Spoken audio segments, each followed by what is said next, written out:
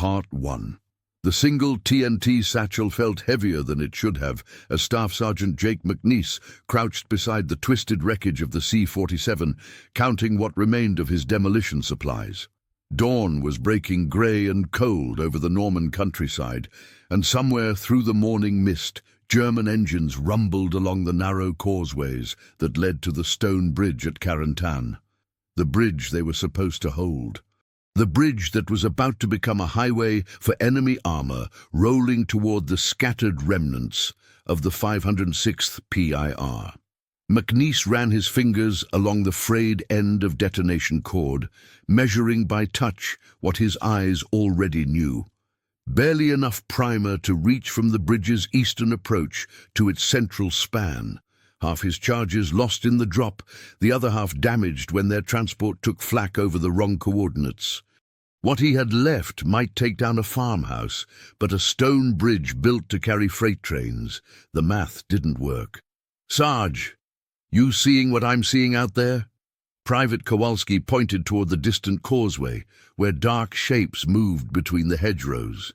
German reconnaissance, maybe a full patrol, testing the approaches that intelligence had promised would stay quiet until noon. McNiece shouldered the satchel and studied the terrain with demolition eyes.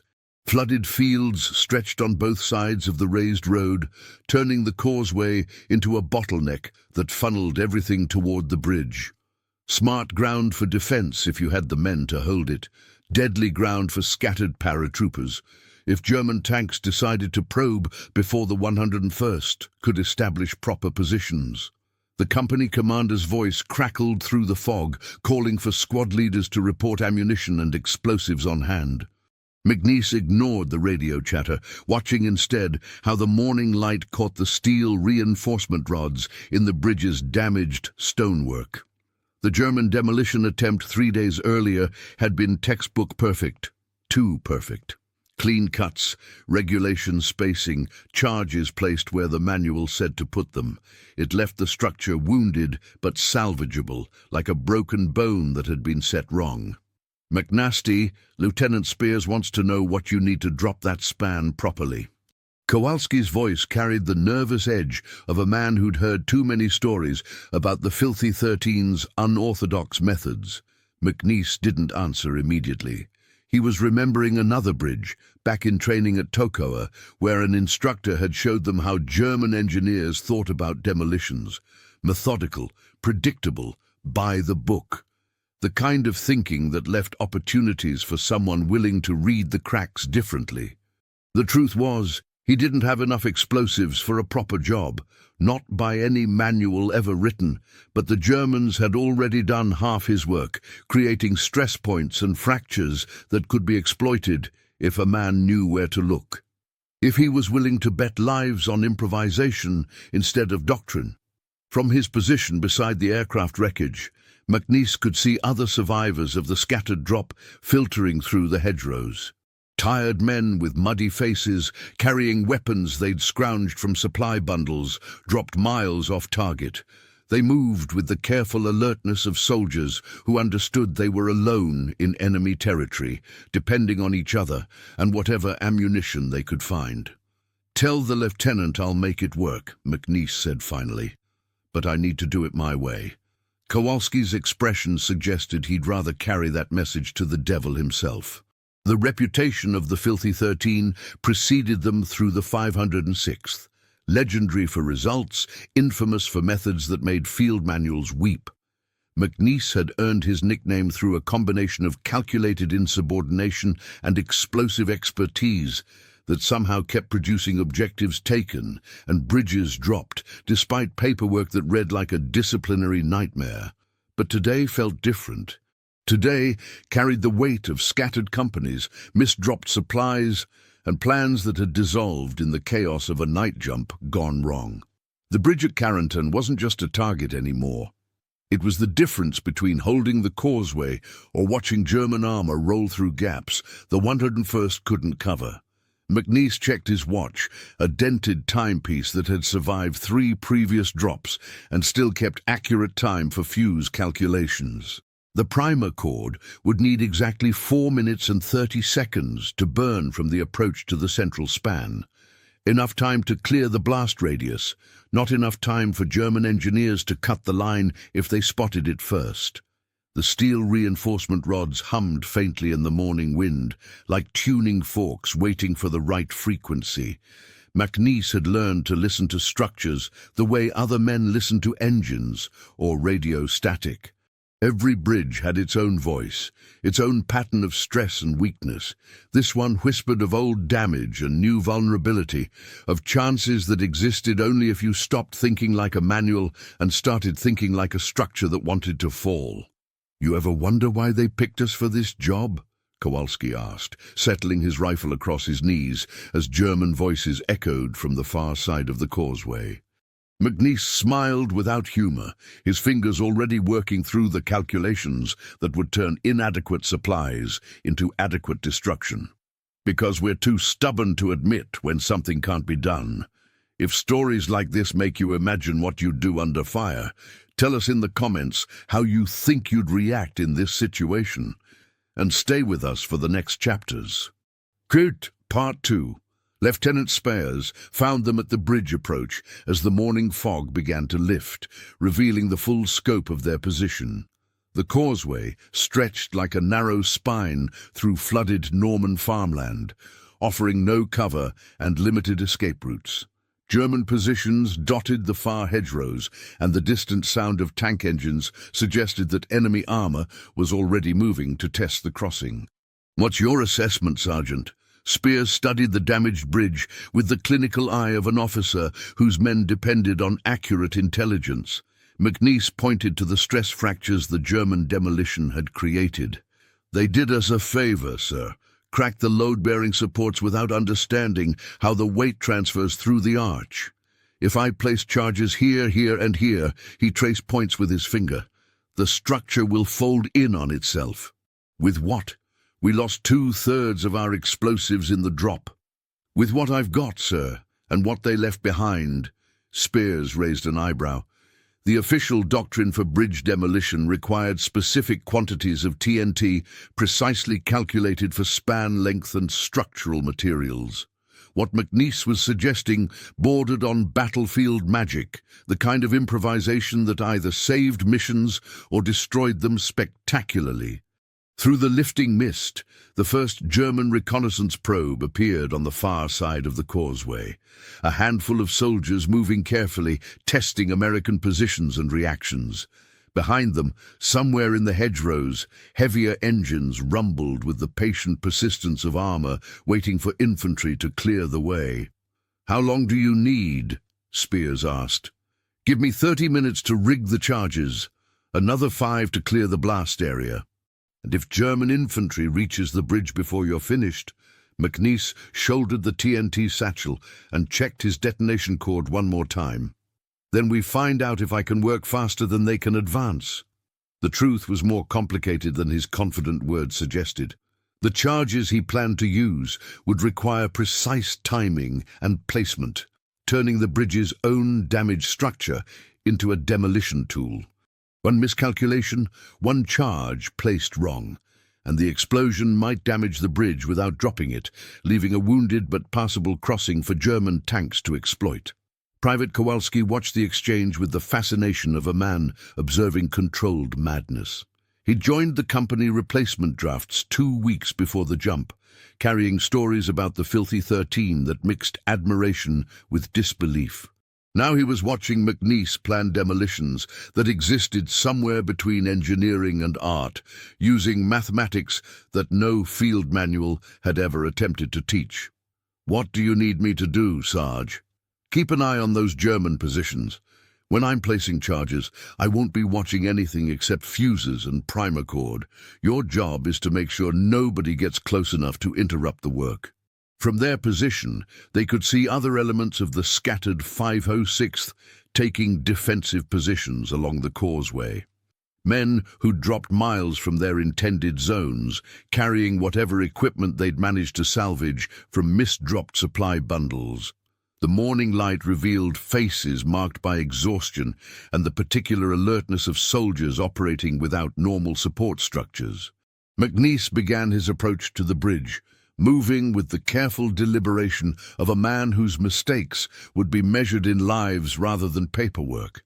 The German demolition attempts had left convenient access points where charges could be placed, but they'd also weakened the structure in ways that made movement dangerous. Each step had to be tested, each handhold verified before committing weight to potentially compromise stonework. The detonation cord snaked behind him like a lifeline, connecting each charge point to the central firing position. Primer cord was unforgiving. Too little, and the charges wouldn't fire in sequence. Too much, and the explosion would come too soon or too late. McNiece had learned to measure it by feel, counting seconds in his head while his fingers worked through connections that had to be perfect on the first attempt. From the German positions across the causeway, voices carried on the morning wind. Orders being given, positions being established, preparations for a probe that might come within minutes or hours. The uncertainty was its own form of pressure, adding time constraints to technical challenges that already operated on narrow margins for error. Sarge, Lieutenant Spears wants to know about fallback positions if the bridge doesn't drop clean. McNiece didn't look up from his work, hands steady despite the growing sound of German engines in the distance. Tell the lieutenant there won't be any fallback positions if this doesn't work. We hold here or we don't hold anywhere. The first charge was in place, nestled against a stress fracture that ran through the bridge's eastern support. The second would go deeper, where German demolitions had cracked but not severed the main load-bearing arch. The third, the crucial one, would be positioned where the bridge's own weight would complete what the explosives began. But even as McNiece worked, he could feel the morning slipping away. German reconnaissance was growing bolder, moving closer to positions where they could observe American preparations. Soon they would report back about scattered defensive positions, inadequate artillery support, and a bridge that remained intact despite obvious demolition attempts. The rumble of approaching tanks grew stronger, carried on Norman wind that smelled of mud, cordite, and the peculiar metallic tang that preceded serious fighting. Part 3. The first German probe came at 800, 3 soldiers moving along the eastern hedgerow with the careful precision of men testing American resolve. McNiece watched them through the bridge's stonework, his hands never pausing in their work, with primer cord and blasting caps. Each connection had to be perfect. There would be no second chance to rig these charges. From positions along the causeway, scattered elements of the 506th opened disciplined fire. Short bursts, conserving ammunition while demonstrating that the crossing was defended. The German soldiers withdrew, but McNiece could hear engines repositioning behind their lines. Heavier engines, with the distinctive rumble of armor preparing for a coordinated push. "How much longer, Sarge?" Kowalski's voice carried the tight control of a man watching his first serious combat develop. 10 minutes for the charges, another 5 to clear the blast radius." Private Thompson appeared through the morning mist, moving with the careful exhaustion of a messenger who'd been running between scattered units since before dawn. He carried the kind of news that changed plans and shortened timetables. "Lieutenant Spears needs you to know. German armor's massing about a click east. Looks like company strength, maybe more. They're not just probing anymore." McNiece felt the familiar tightness in his chest that came with compressed time and expanded consequences. The bridge demolition had been planned as a deliberate operation, with adequate preparation time and proper fallback positions. Now it was becoming a race between his ability to place charges and German willingness to test American defenses with serious force. The second charge nested into place where German demolitions had fractured the main arch. McNiece could feel how the stonework wanted to fail, stress patterns that ran through centuries-old masonry like fault lines waiting for the right pressure. The previous demolition attempt had been technically correct but emotionally sterile. charges placed where doctrine suggested, without feeling for how the bridge actually carried its load. Thunder rolled across the Norman countryside, but it wasn't weather. German artillery, ranging shots that walked closer to American positions with each salvo. The causeway offered no cover from indirect fire, turning defensive advantages into killing grounds if the enemy chose to shell rather than assault. "Sarge, what happens if they start dropping artillery on us while you're rigging those charges?" McNiece's hands moved with steady precision, connecting primer cord to the main detonation line. "Then we find out if German gunners are more accurate than I am fast." But privately, he was calculating odds that didn't favor deliberate technical work under increasing time pressure. Artillery would force everyone into cover, separating him from the bridge and leaving charges half-rigged. German infantry could advance under covering fire, reaching positions where they could cut his detonation cord or simply shoot him while he worked. From the western approach, Lieutenant Spears moved forward with the measured urgency of a commander whose tactical situation was deteriorating by the minute. Behind him, other survivors of the misdrop companies took whatever cover the causeway offered: shallow ditches, scattered debris, positions that would provide concealment but little protection if German armor decided to force the crossing. "Sergeant McNiece, I need an honest assessment. Can you drop this bridge with what you have?" McNiece looked up from the third charge, studying the stone arch that represented the difference between holding the causeway and watching German tanks roll toward scattered airborne positions. The mathematics were simple enough. Insufficient explosives applied to precisely the right stress points, timed to exploit damage from previous demolition attempts. "I can drop it, sir. But once I fire these charges, the bridge is gone. No going back, no changing our minds if the tactical situation shifts." Spears nodded, understanding implications that stretched beyond immediate tactical concerns. Destroying the bridge would deny it to German armor, but it would also prevent American forces from using the crossing for counterattacks or withdrawal. Once dropped, the causeway became a dead end for everyone. The artillery grew closer, walking shots that searched for American positions with increasing accuracy. McNiece could hear fragments whistling overhead, the peculiar whine of steel searching for flesh and equipment.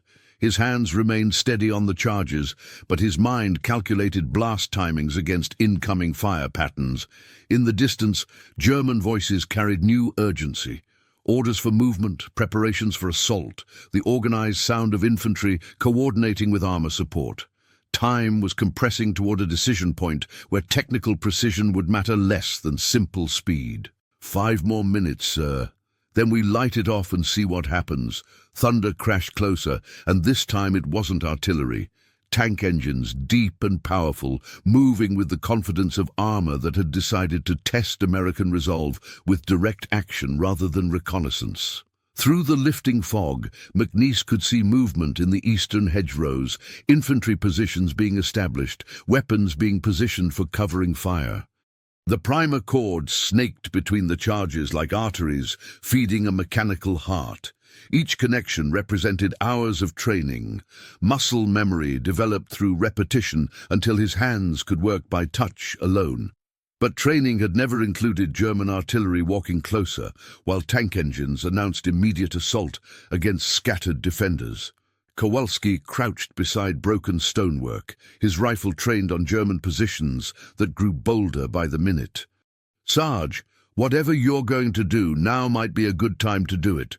Would you follow the orders exactly, or trust what your own eyes and instincts tell you in a moment like this? Comment which path you'd take, and share this episode with someone who loves real human stories from history." Part 4. The German assault began at 08:15 with a precision that spoke of experience and confidence. Mortar rounds walked along the causeway while infantry advanced under covering fire, probing American positions with the methodical pressure of soldiers who understood they held tactical advantages. Behind them, the rumble of approaching armor suggested this wasn't reconnaissance anymore. It was a deliberate push to secure the bridge before scattered airborne forces could establish proper defenses. McNiece finished the last connection as the first mortar round impacted 50 meters from the bridge approach. Fragments whined overhead, but his hands remained steady on the detonation cord, checking connections that had to be perfect on the first attempt. The TNT satchel lay empty beside him, its contents distributed among 3 charge points that would either drop the bridge cleanly or fail spectacularly. "Charges are set," McNiece called to Lieutenant Spears. "Give me 2 minutes to reach minimum safe distance." But even as he spoke, German infantry appeared on the eastern approach, moving with the aggressive confidence of assault troops who'd identified their objective. They advanced in short rushes, using broken ground for cover, while machine gun positions provided overwatch. Professional work, executed by soldiers who understood bridge seizure tactics. Private Kowalski opened fire from his position near the western approach, his rifle cracking sharp counterpoint to the deeper bark of German weapons.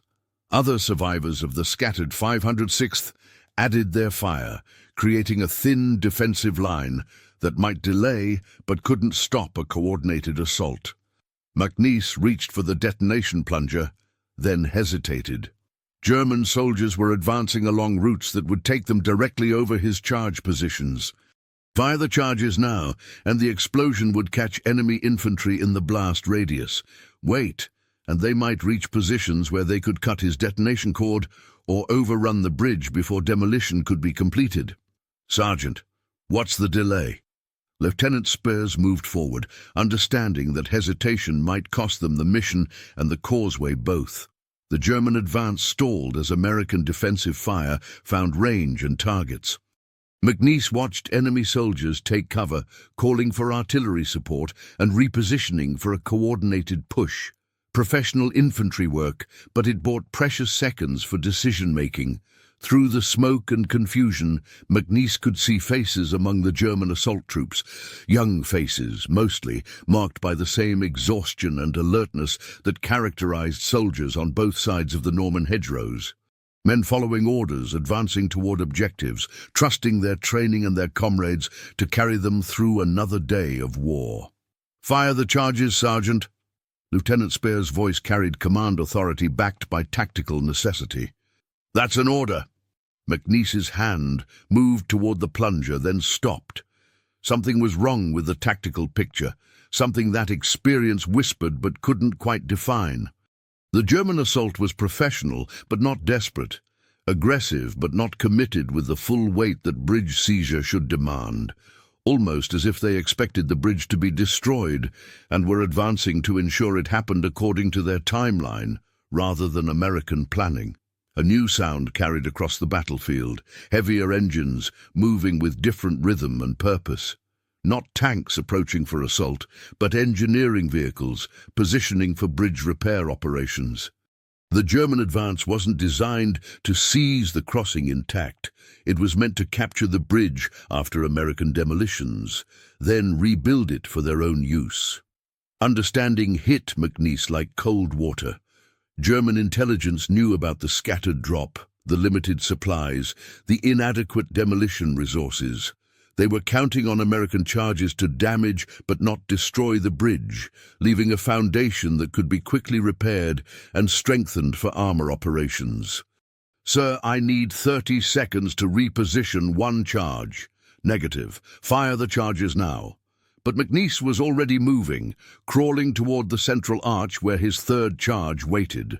The German demolition pattern became clear now, designed to create repair challenges for American forces while leaving rebuilding opportunities for their own engineers.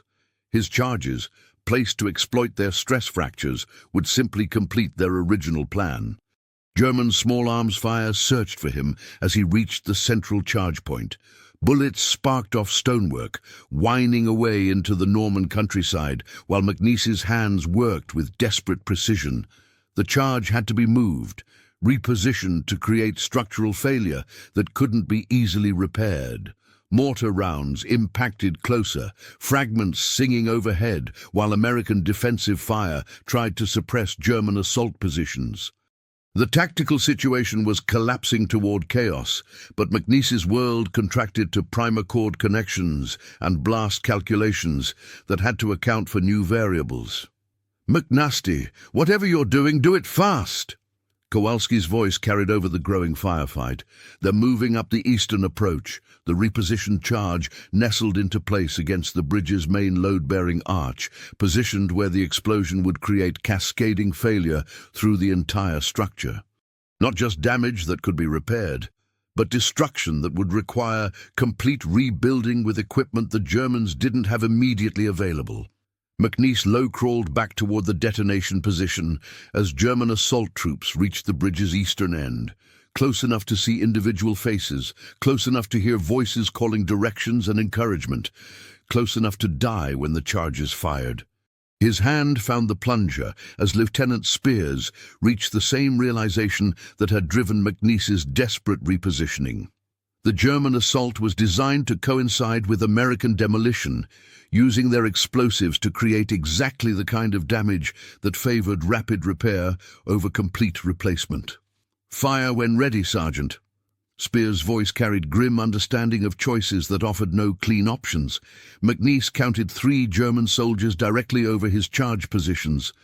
Young men following orders, advancing toward objectives, trusting their training and their leaders. Men who would die if he fired the charges now, or who would capture the bridge if he waited. He pushed the plunger. Part 5. The explosion came in 3 distinct phases, each charge firing in sequence according to McNiece's carefully calculated timing. First, the eastern approach, lifting German soldiers and stonework alike in a roar of displaced earth and shattered masonry. Then the central arch, where repositioned explosives found the bridge's structural heart and stopped it forever. Finally, the western supports, completing destruction that sent centuries of Norman stonework tumbling into the river below. McNiece felt the blast wave wash over him, hot air that smelled of cordite and pulverized stone. Through the ringing in his ears, he could hear voices calling. American voices, checking casualties and positions, German voices growing distant as surviving assault troops withdrew under cover of smoke and confusion. When the debris settled and the smoke cleared, nothing remained of the bridge except broken foundations and twisted steel reinforcement that jutted from the water like accusing fingers. Complete destruction, exactly as the mission required.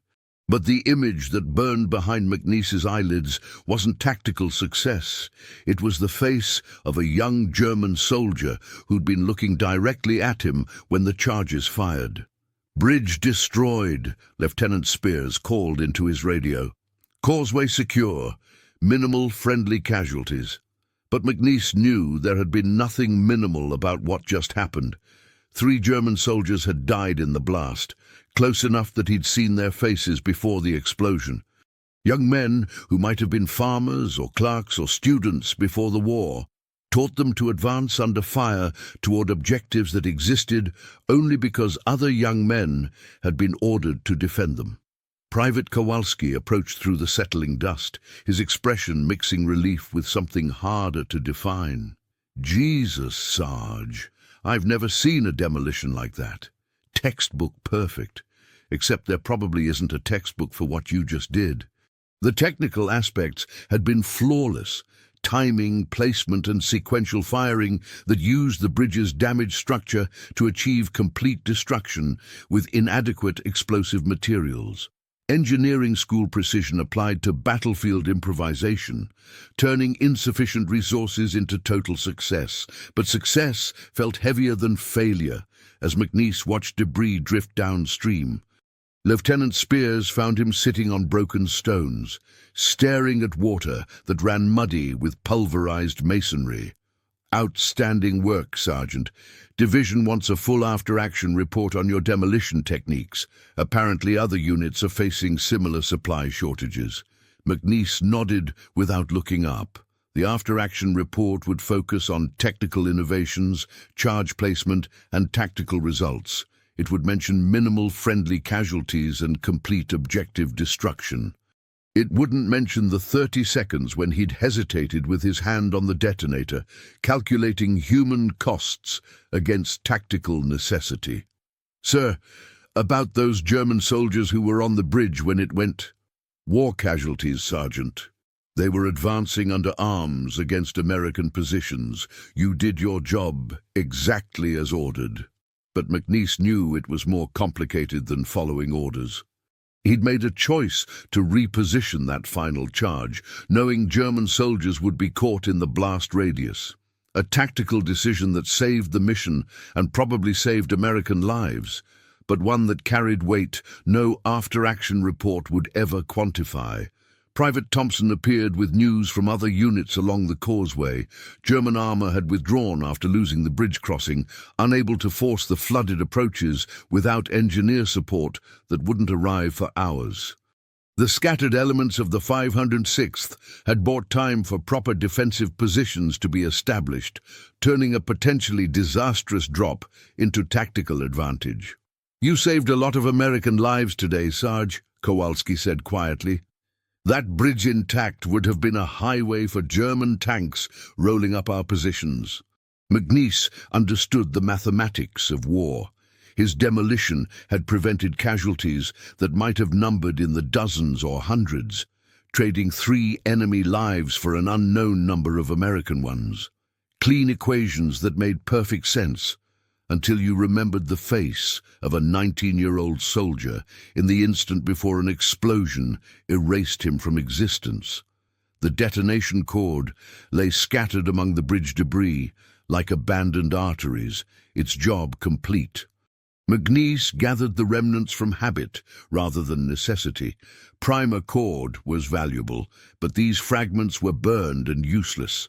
Still, his hands worked automatically, performing familiar maintenance tasks, while his mind processed memories that would never appear in any official report. Years later, when people asked him about the bridge at Carentan, McNiece would talk about technical challenges and tactical solutions. He'd describe the German demolition pattern, his explosive calculations, and the timing required for sequential detonation. Clean stories that focused on engineering problems and battlefield innovation. He would never mention the 30 seconds of hesitation, or the face he'd seen in that final instant, or the way water had run muddy with more than just pulverized stone. Some parts of the story belonged only to him, carried in memory that grew heavier with distance rather than lighter. The mission was complete, the bridge destroyed, the causeway secured.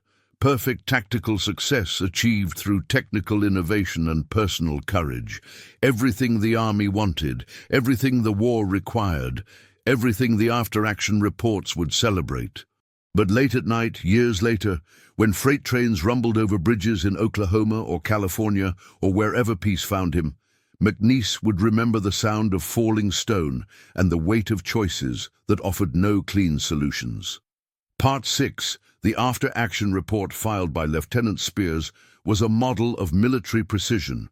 Objective destroyed through innovative demolition techniques utilizing enemy-damaged structure points, minimal friendly casualties. Bridge rendered completely impassable to enemy armor. 3 sentences that reduced 30 minutes of terror and technical improvisation to clean tactical language that could be filed, referenced, and taught to other demolition specialists. McNiece read the report in a farmhouse command post 2 days later, recognizing his work in the clinical descriptions but not his experience. Nothing about the mathematics of insufficient explosives or the sound of German voices growing closer while he repositioned charges, or the weight of decisions made with seconds to spare and lives hanging in the balance. "Division wants to interview you about your techniques," Lieutenant Spears explained. "Apparently, half the demolition specialists in Normandy are dealing with similar supply shortages. Your improvisation might save a lot of bridges that need to come down fast." The interview never happened. McNiece was already moving with advance elements toward the next objective, carrying his diminished TNT satchel and whatever detonation cord could be scrounged from scattered supply drops. The war moved faster than paperwork. leaving questions about technical innovation to be answered by other specialists in quieter moments. But word spread through the airborne units with the efficiency of all good stories. The demolition NCO, who dropped a stone bridge with inadequate explosives, became part of unit folklore, mixed with other tales of improvisation and stubborn courage that marked the scattered drop as turning point rather than disaster. Private Kowalski, reassigned to another squad after the bridge action, would tell the story differently to different audiences. Sometimes McNiece became a mad genius who calculated impossible demolitions in his head while under fire. Other times, he was simply a stubborn sergeant who refused to accept that orders couldn't be followed with available resources. The details varied, but the core remained constant. When standard procedures failed, McNiece found another way. The technical aspects of the demolition were documented in engineering reports that circulated through specialist channels. Charge placement, timing calculations, and structural analysis that turned battlefield necessity into teachable doctrine. McNiece's improvisation became standard procedure, distributed to other units facing similar challenges across the European theatre. But the human costs remained unrecorded, carried in memory rather than documentation. 3 German soldiers, whose names McNiece never learned, whose faces he never forgot. Young men who'd advanced under orders toward an objective that disappeared in precisely timed explosions, taking them with it into Norman river water that ran muddy for hours afterward. Years later, when the war was memory rather than daily reality, McNiece would find himself calculating blast timings at unexpected moments. The sound of construction work or controlled demolitions clearing old buildings or simply thunder rolling across Oklahoma plains could bring it all back with startling clarity. Not the tactical success or technical innovation, but the weight of 30 seconds when time compressed toward a choice between mission and conscience.